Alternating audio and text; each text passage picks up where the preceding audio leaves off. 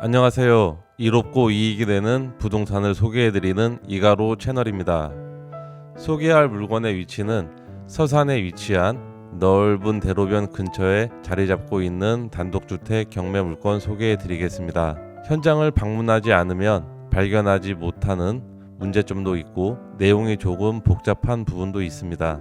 영상 끝까지 시청해주시고 오늘 영상에서 궁금한 점이나 여러분의 생각을 댓글로 달아 소통하였으면 합니다. 물건지를 기준으로 양 옆으로 공장이 전부 경매에 나왔고 식품 공장은 2024년 2월 매각되었습니다. 이 물건을 분석해보면서 낙찰되지 않은 옆의 공장과 이 물건의 묘한 관계를 느끼게 되었는데요. 물건 영상과 특이한 점 이야기해보러 이제 출발하겠습니다. 주변은 농경지대로 농업회사와 공장 등이 있고 북쪽으로 올라가면 차량으로 5분 거리에 편의시설이 위치해 있습니다. 서해안 고속도로 해미 IC를 나오면 차량으로 약 5분 정도 소요되는 거리로 6차선 대로변 근처에 위치해 있고 비보호 좌회전을 하면 정미소 옆에 위치해 있습니다. 주택으로 들어가는 입구는 6m 포장된 도로와 접하여 있어 차량 이동 시 물건지까지는 문제없이 도착할 수 있었습니다. 주택 뒤편으로 교행이 불가능한 3m 농로와 접하여 있는데요. 지금 보는 이 길이 3m 농로이며 물건지와 접하여 있으나 이 길로 진출입하기는 힘들 것 같습니다. 저는 물건지 앞에 주차하고 현장을 살펴봤습니다. 현장에 도착했을 때 상당히 이상한 냄새가 났는데요. 원인은 옆에 있는 식품 공장이 경매로 나와 최근에 매각이 되었는데 낙찰시까지 방치되다 보니 공장의 음식물이 부패된 냄새인 것으로 예상이 됩니다. 이러한 쓰레기도 버려져 있습니다. 이 도로를 따라 조금만 들어오면 보이는 저 건물이 오늘 살펴볼 물건입니다. 진입하는 도로는 국유지 토지와 물건지 경계와 붙어 있어 도로 사용에는 전혀 문제가 없습니다. 석축을 쌓고 그 위로 정원 울타리는 대나무 경계로 되어 있는데요. 주택으로 출입하는 쇠파이프로 만들어 놓은 문 위로 대나무도 많이 떨어져 수리가 필요할 것으로 보였습니다. 마당은 잔디로 되어 있고 주택 출입문까지는 디딤석으로 되어 있었습니다. 출입문부터 거실 창문까지 데크가 설치되어 오른쪽으로 보이는 데크가 있는 부분이 거실의 창과 2층 다락 창이 있는 부분입니다. 출입문 왼쪽 위로 보이는 조그마한 창문은 주방 창문일 것으로 예상이 됩니다. 정미소와 경계하는 부분에 문을 만들어 놓았는데요. 정미소를 운영하는 임차인 사장님께서 거주하는 주택으로 예상이 되고 이 부분은 잠시 후에 이야기해 보도록 하겠습니다.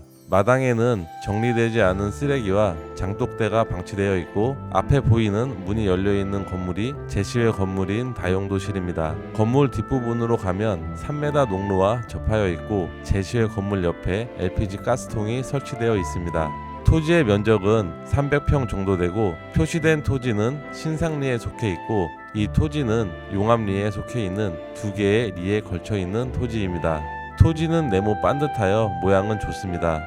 건물의 사용 승인일은 2020년으로 건물 외벽은 벽돌과 콘크리트 조적 구조이고 지붕은 기와로 되어 있습니다. 정남향으로 햇빛은 잘 들어올 것 같습니다.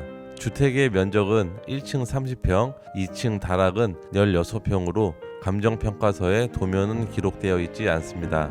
감정평가서에 있는 내부 사진을 보고 집의 형태를 추정해보면 1층은 거실과 주방, 화장실, 그리고 방 1개로 구성되어 있는 것으로 예상이 됩니다. 2층의 다락의 층고는 상당히 낮아 보이고 일어서서 다니는 것은 어려울 것으로 예상이 됩니다. 이제 꼼꼼하게 물건 분석해보도록 하겠습니다. 사건 번호는 이렇게 되고 매각기일은 2024년 4월 2일입니다. 주소는 신상리 73-21번지 외 1필지입니다. 1차 입찰가 약 3억으로 1회차 유찰되어 2회차 입찰가 약 2억 1천만원 정도입니다. 매각 물건 명세서에 임차인이 채무자로 작성이 되어 있습니다. 현 소유자의 진술로 퇴거 후 전출신고하지 않은 것이라고 작성되어 있어 임차인 문제는 없을 것으로 예상이 됩니다. 매각으로 효력이 소멸되지 않는 것은 을구 11번 목록 가처분과 2번 순위 지상권인데 지상권자인 농협에서 지상권 말소 동의서가 접수되어 지상권 말소에는 문제없어 보입니다. 문제는 을구 11번 가처분인데요. 이 부분은 현재 소유자와 채무자의 매매에 대해서 소유권 이전 등기 말소 청구 소송이 진행이 되었고 이 부분이 인용이 되었습니다. 낙찰받은 후 문제가 될 수 있을 것으로 예상이 됩니다. 이 점은 주의 깊게 봐야 할 내용인 것 같습니다. 소유권 이전 등기 말소 청구 가처분에 대한 내용과 연결이 되는 부분인 것 같습니다. 이 물건은 조금 특이한 점이 있는데요. 소유자와 채무자가 서로 다릅니다. 채무자와 현재 소유자는 2022년 9월 매매 거래하였음에도 불구하고 채무자의 근저당 및 가압류를 말소하지 않은 채 매매 거래가 되었습니다. 일반적인 거래는 소유권 이전 등기와 소유권에 방해되는 채권 말소는 동시 이행 관계인데 뭐가 좀 이상합니다.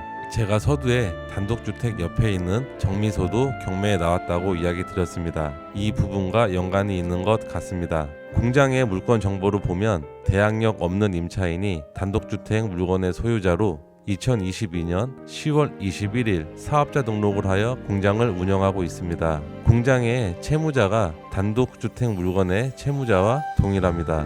뭔가 좀 이상한데요. 제 생각을 정리해 보겠습니다.